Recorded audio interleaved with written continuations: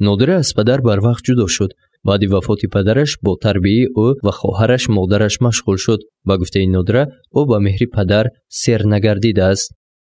حسی از پدر دور بودن این به نهایت مشکل است. هر باری که به خانه می درایم پدرم اگر هم تو پدرم نامه می گفتن و آغوش می گفتن، البته این لحظه های فراموش نشونده علاقه در حیات من نیست، متاسفانه. پدر نادره از بیماری وفات کرده است. با مرگ علاج نیست، ولی در جامعه هست فرزندانی که زنده یتیم شدند. والدین از همدیگر جدا شده فرزند با یکی از آنها مانده است. از حالتهایی که بعد پاشخوری عائله فرزند نابالغ را به یتیمخانه سپاریدند. در تاجیکستان معماهای عائله‌داری به یک معمای مبرم روز تبدیل یافته است و جداشوی سال به سال می‌افزاید. بنابر اطلاع اگنتی اموری نزد پرزیدنت جمهوری تاجیکستان در سال 2022 در تمام جمهوری 76,000 نکاح به قید گرفته شد و از این حساب 14,001 نکاح بیکار گردیده است که نسبت سال 2021 2.9% زیاد میباشد. طبق اطلاع منبع افزایش شماره به قید گرفته شده طلاق در سال 2022 اساساً در ولایت‌های سعود و ختلان و ناحیه‌های تابع مرکز به نظر میرسد. به این ترتیب شماره طلاق در سال 2022 در ولایت سوخت 4,3,000، ختلان 3,500 و ناحیه‌های تابع مرکز 3,600 را تشکیل داده است. اگنتی اموری نزد پرزیدنت جمهوری تاجیکستان با اندیشه مسئولان ساحه زیاد شدن جداشوی عائله‌ها با پس بودن معرفت عائله‌داری ربط دارد. درباره عائله چگونه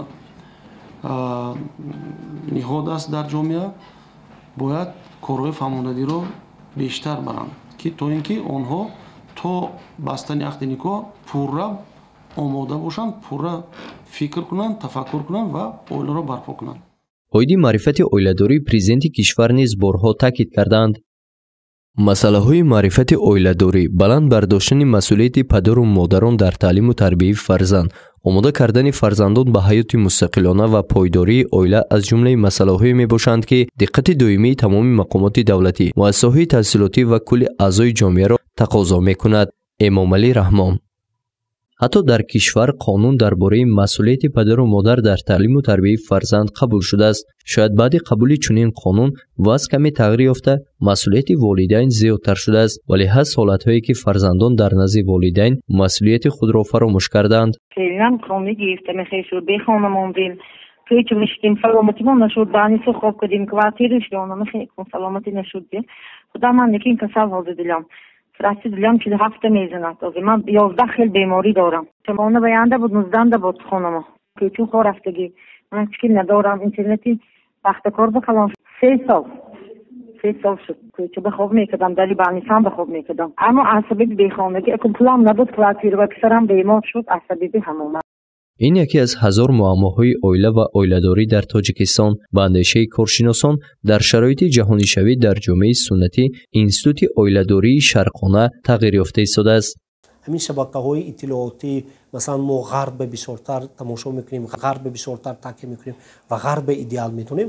همین چیزها خطا برای اون که منتالیتی‌های و یا تماما دیگر وایها بسیارتر میگن که عائله بودن عائله سبب عائله‌داری اینقدر مهم نیست میگویم. برای من به شوهر یا به زن زندگی کردن ممکن میگویم، اما منتالیتی ما وقتی که ما که هم ما منتالیتی ما هم شرقی هم که مسلمان هستیم، برای من پیامبر من و چه اساسگذار دین اسلام میگوید که نکاح از من است و کسی که نکاح نمیکند مسلمان نیست. کارشناس میگوید که در شرایط معاصر اجباراً به شوهر دادن دختران و یا به این یا آن دختر عائله‌دار کردن پسران نادرست میباشد و مسئولیت آنها را تا اندازه کم میکند. بنابراین در عائله برپا کردن فرزندان فکر و عقیده خود جوانان را نیز به نوبت گرفتن در کار.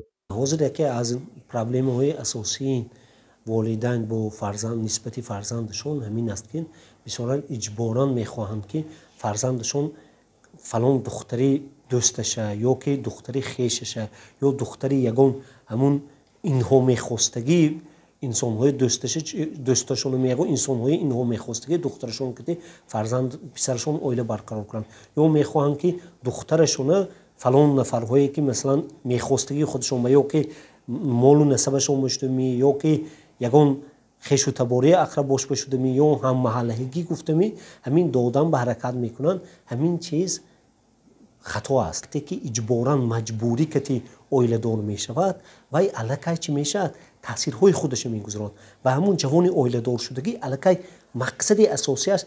من برای پدر و مادرم شده زن گرفته ایستادم گفته همین خیلی مقصد که میگیرد و وقتی که به خواستی یعنی میخواستگی خودش نیو مقصد اساسیش به خواستی دیگر کس شده اویله دار میشد اینجا اولین رخنه همون جداشوی اویله برکل میشد. همینجا الکی نقشش به میشد که این اویله من موقتی گفته.